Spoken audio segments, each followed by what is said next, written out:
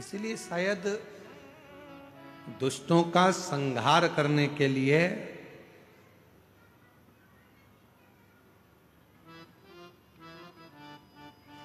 मां प्रकट जरूर।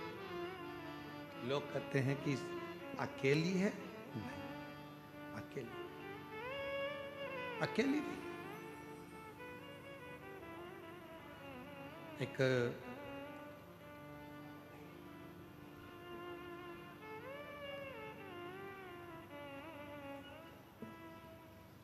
आप लोगों के स्मरण में है कि नहीं हमको नहीं मालूम, पर दो माता ऐसी है, दो जगत जननी ऐसी है कि दुनिया का कोई भी व्यक्ति कितना भी टोना कर दे, चाहे दुनिया का कोई भी व्यक्ति कितनी भी विद्या कर दे, चाहे दुनिया का कोई भी तांत्रिक कोई विद्या करने वाला तुम्हारे ऊपर कितनी भी विद्या कर दे, दो देवी ऐसी है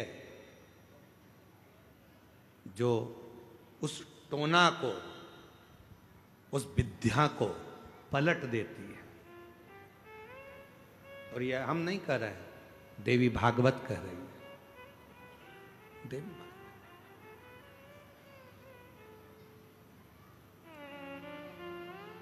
काली पुराण में भी इसका वर्णन आता है, देवी भागवत में भी इसका वर्णन आता है। दो देवी ऐसी हैं जो कोई अपने ऊपर अगर विद्या कर रहा है और वो दो देवी का स्मरण कर लिया जाए, उन दो देवी का नाम लेकर मात्र शंकर के शिवलिंग के सामने जो अशोक सुंदरी वाली जगह होती है, वहां पर अगर इन दो देवियों का नाम लेकर अगर जल चढ़ा दिया जाए तो किसी ने अगर विद्या करी भी होती है तो पलट जाती है। कोई कितना भी बड़ा तुम्हारे लिए तंत्र मंत्र कर रहा हो, वो तुरंत पलट जाता है, एक क्षण नहीं लगता और उनका नाम लेने से ही पलट जाता है। दो देवी, एक प्रत्यगिरा माता, एक है प्रत्यगिरी माता और दूसरी है दंतेश्वरी माता, जिसका काली पुराण में विशेष वर्णन लिखा हुआ।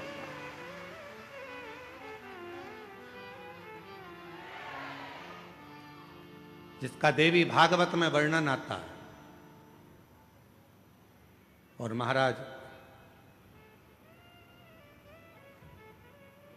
प्रत्यगिरी माता का वर्णन स्वयं यहां तक,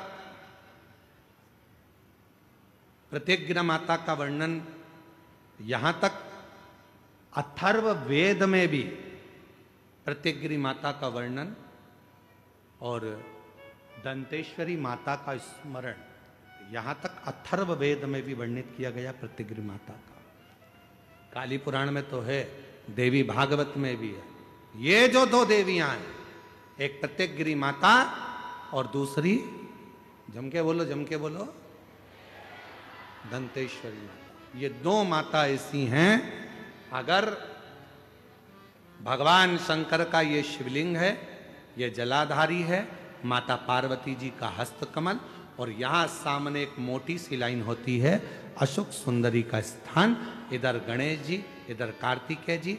जब हम दक्षिण में खड़े होकर, उत्तर में मुख कर कर, यहां खड़े होकर जब हम शिवलिंग पर जल चढ़ाते हैं और अपने जल के पात्र को थोड़ा सा आगे बढ़ाकर हम इस स्थान पर, अशोक सुंदरी के स्थान पर, इस यहां खड़े होकर जल चढ़ाते समय इस स्थान पर अपने पानी के लोटे को आगे बढ़ाते हैं और जल को यहां गिराते हैं।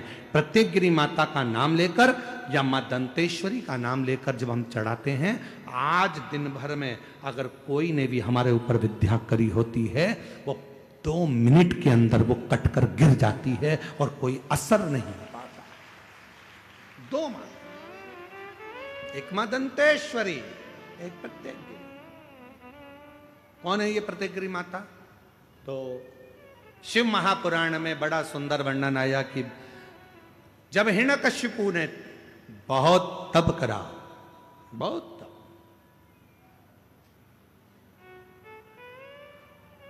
बहुत